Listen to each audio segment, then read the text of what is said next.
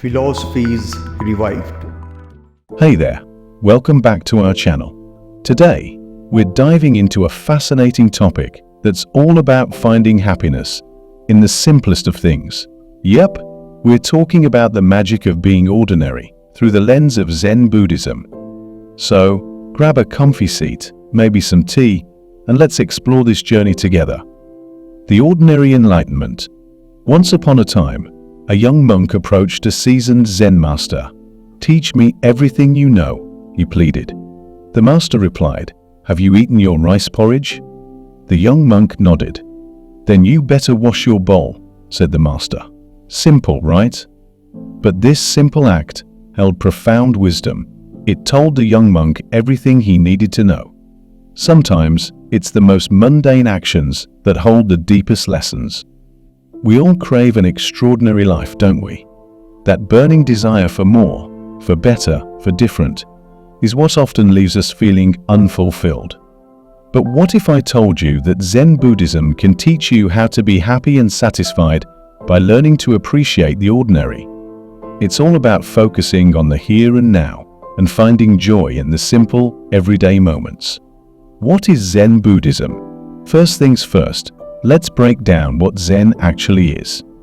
The word Zen comes from the Japanese pronunciation of the Chinese word Nya, which means meditation. But Zen is more than just sitting cross-legged and closing your eyes. It's a form of Buddhism that focuses on personhood and the present moment. Zen doesn't dwell on life, death, or the cosmos. Instead, it urges you to turn inward and embrace the ordinary aspects of life. Zen Buddhism isn't an ideology or a set of beliefs. It's a way of living. Originating in India, Buddhism spread across Asia, evolving in various forms. Zen Buddhism in particular took root in China and became the dominant school of Buddhism in China, Korea, Japan, and Vietnam. Embrace the ordinary. So, how do you become a Zen person? One practice is Shiken Taza, which translates to just sitting. This isn't your typical meditation with guided visuals or mantras. It's about sitting without any distractions or concerns. Just sitting. Sounds easy, but it's a profound way to connect with yourself and the present moment. In this video, we're going to explore how appreciating the ordinary can transform your life. We'll look at quotes from various Zen monks. These wise words will guide us on our journey to finding peace and happiness in the everyday. Meditate, the power of just sitting. Let's start with meditation. Kodo Sawaki once said, "The more you meditate, the less you need." The practice of zazen or sitting meditation is central to Zen Buddhism. Picture yourself sitting cross-legged, hands folded in your lap, spine upright but relaxed. Close your eyes and just sit. Simple, right? But incredibly powerful. When meditating, focus on three aspects: your body, your breathing, and your mind. Start by getting comfortable. Feed your body right, move it enough, and give it the rest it needs. Think of your body as a plant you're nurturing. An unhappy body can distract you from meditation. Next, pay attention to your breathing. No need for intense exercises. Just observe your natural breath. Count your breaths, notice the rhythm, and let it calm you. Emotions influence your breathing. When you're angry, joyful, or scared, your breath changes. Bringing it back to a calm pace helps settle your mind. Finally, let's talk about the mind. It's always buzzing with thoughts, worries, and memories. But instead of fighting these thoughts, let them flow. Imagine your thoughts are like trees you pass on a walk. Acknowledge them, but don't interact with them. As Shunryu Suzuki said in Zazen, leave your front door and your back door open. Let thoughts come and go. Don't serve them tea. By practicing this, you'll begin to truly see yourself. You'll find peace despite your worries and realize that you don't need anything but yourself. Your body to sit, your lungs to breathe, and your mind to flow in its own unique way. Recognize your ignorance. Dogen Zenji once said, "The true purpose of Zen is to see things as they are, to observe things as they are, and to let everything go as it goes. This might sound like a riddle, but it's a powerful lesson in recognizing our ignorance. We can't know everything, and that's okay. Zen Buddhism teaches that our reasoning minds can never grasp the totality of reality. Just like fish can't understand math, there are things we'll never fully comprehend. Embracing this idea can free us from the constant quest for answers and help us find peace in the present moment. One way to embrace this concept is through sunyata, or nothingness. It means that everything exists without a clear explanation or purpose. Our lives are incredibly complex and we'll never fully understand them. By accepting this, we can let go of our binary views of the world and see things in their full, nuanced beauty. This doesn't mean you should stop seeking knowledge. Learning is always valuable, but understand that you'll never know everything. As Dogen Zenji said, in the practice of Zen, there is no goal. The goal is in the practice itself. So, let's embrace our ignorance and find peace in the journey. Get to know yourself. Ryokan Taig said, "The ultimate truth is already within you. You just have to discover it." Zen Buddhism encourages self-exploration, but not in the way you might think. Instead of focusing on who you want to be, Zen teaches you to look inward and appreciate who you already are. One of the most important aspects of Zen Buddhism is the study of the self. But this doesn't mean obsessing over your identity or achievements. Instead, it's about looking inward and understanding your true nature. Ryokan Taig's words remind us that the ultimate truth is already within us. We just need to discover it. Think about the person who ties their self-worth to external achievements. The mother who thinks being a good parent defines her. The student who believes their grades are everything. These people often feel unfulfilled because they're chasing something outside themselves. Zen teaches that your true self is already within you.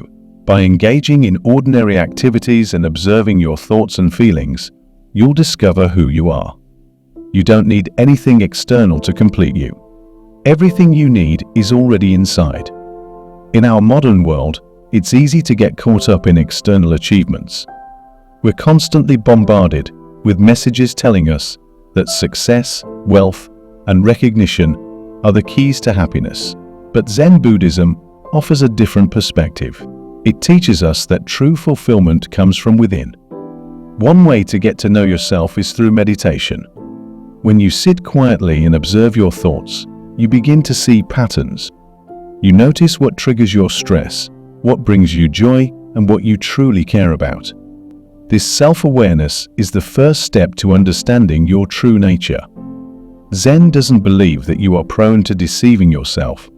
Instead, if you just listen closely to your feelings and take the actions you feel like taking, you will realize you're a unique individual, so you will get to know yourself the best when you do ordinary things. When you meditate, when you are in the flow, and when you do the same things everybody else does.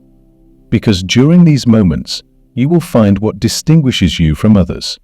What kind of thoughts do you have? Where do you find joy in daily life? What are your likes and dislikes? What motivates you? You will find that you are already a complete, complex, and interesting person, even in the most uninteresting of circumstances. Another practice that can help you get to know yourself is mindfulness.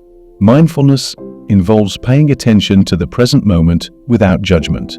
It's about observing your thoughts, feelings, and sensations as they arise. By practicing mindfulness, you can develop a deeper understanding of yourself and your true nature. Zen also teaches us to let go of our ego.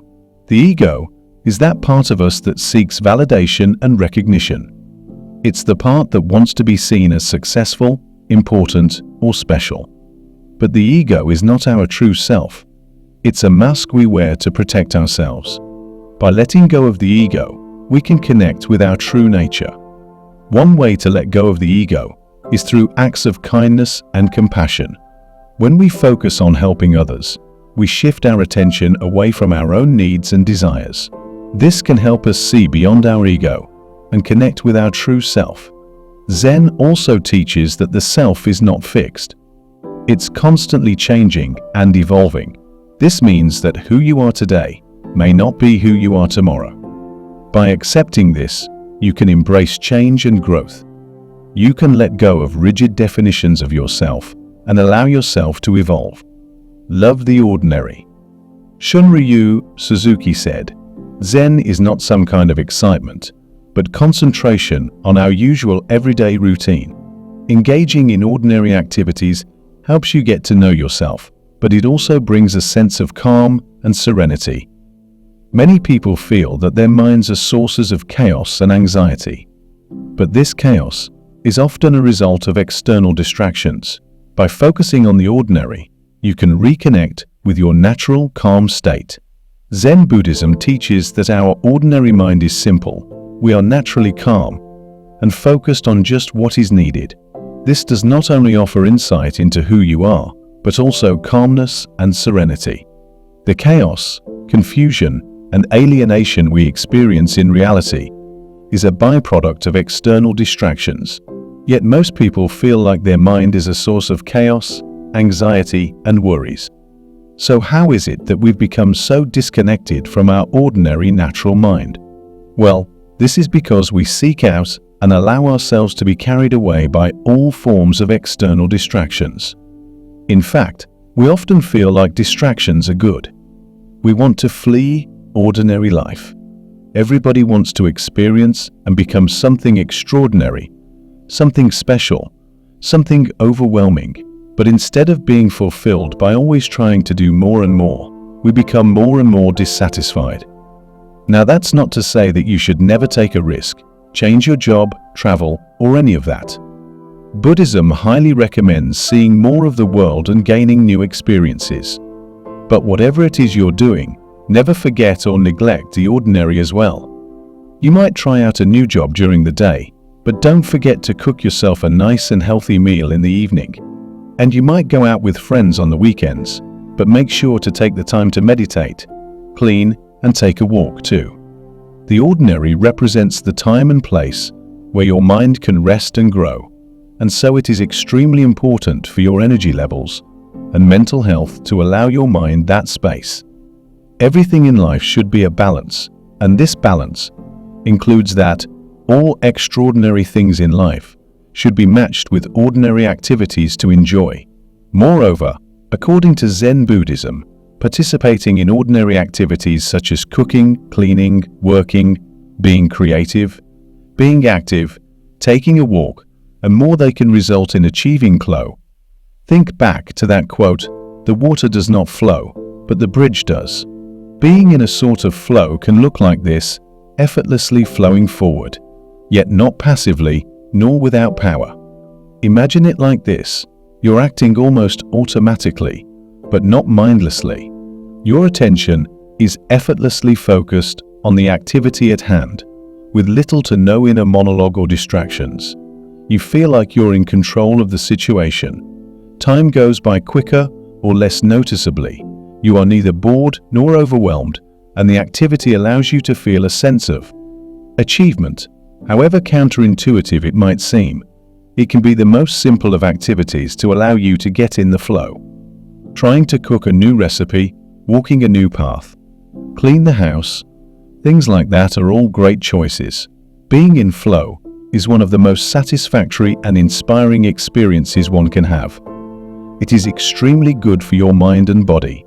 So, everybody who wants to get the most out of their life should, in fact, embrace the little things in their days. Focus on the ordinary, because the extraordinary alone will never make you happy. Think about your daily routine. It might seem mundane, but there is magic in the ordinary moments.